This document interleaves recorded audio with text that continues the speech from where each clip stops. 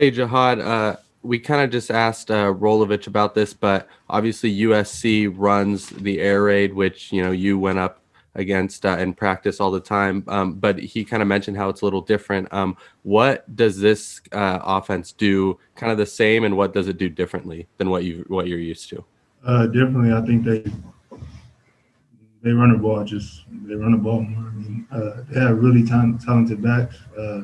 Number 7, number 29, number 23. They're all really good, and they have a good rotation with the receivers as well. Um, as far as the same, they do a lot of the same concepts. And, they like to throw as much as they like to run too. So definitely, I would say they run the ball more. Do you think that, yourself with the experience against the air raid and some of the other guys will help you guys, or do you think it's different enough that it won't really come into play? Yeah, I think it'll help. Us, practicing against the air raid for 3, 4, or myself in particular, practicing for 3, 4 years, and seeing how that offense works, and just creating that muscle memory to know those concepts, and and seeing it on film. It's different, but it's the same at the same time. So it's kind of hard to explain, but yeah. Thank you. All right, Brenna Green from Spokane TV. Go ahead, Brenna. Hi, Jahad. I asked this to Bernard yesterday, and obviously you're, from the San Diego area, but LA is not too far away. This could potentially be your last game in LA, depending upon what you decide to do for next season. Just how does it feel to know that this might be your last game down there? It's bittersweet. I love California. I love Southern California. I love playing down there. It's unfortunate that I can't play in front of my family, but I know they're going to be at home supporting and watching.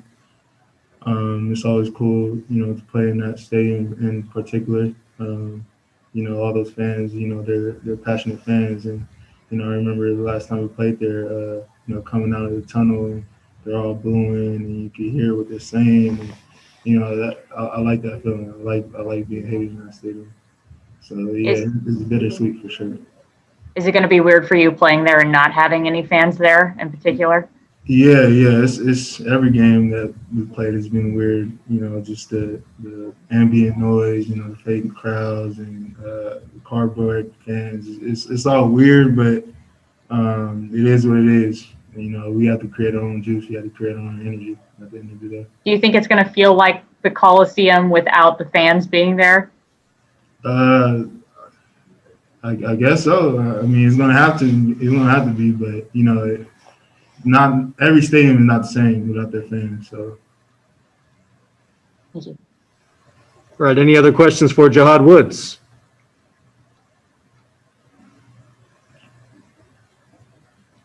All right, Theo Lawson. Go ahead, Theo. Jahad, obviously you don't match up with the USC receivers as much as your guys' DBs do, but what have you seen from that group on film, especially their top 4 guys who all seem to be pretty talented, and they're all from SoCal too? Yeah. I'm pretty familiar with those guys. They're all pretty talented. They make you miss in space. They're all fast. They're all playmakers. We got to be able to tackle in space. We got to be able to cover. Whether that be in our zones or in our mans. At the end of the day, we just got to play within our defense, play within our keys, and trust each other to make plays. So. What have you seen from Jalen Watson and your guys' secondary? I believe after 2 games, he still hasn't been targeted by an opposing offense. Yeah, that's really impressive by him, and it's a testament to how he practices and how he prepares for the game. I mean, he's a good player. He's big. He's physical. He's tall. He's long. Not getting any targets as a testament, but I think that USC is they're gonna challenge that. So, thank you. All right, last question for Jahad Woods.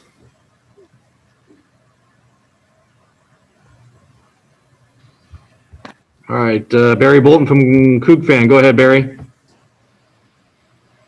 Jahad, what's your meeting room been like this week with the break in between game 2 and game 3 now? Any different from the first 2 games?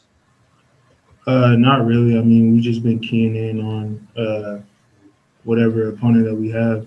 At one point it was Washington, it was UW, it was Stanford. So just not too much different as far as how we prepare, but it was kind of weird going from opponent to opponent to opponent. But at the end of the day, we're always going to be ready to play whoever we got to play.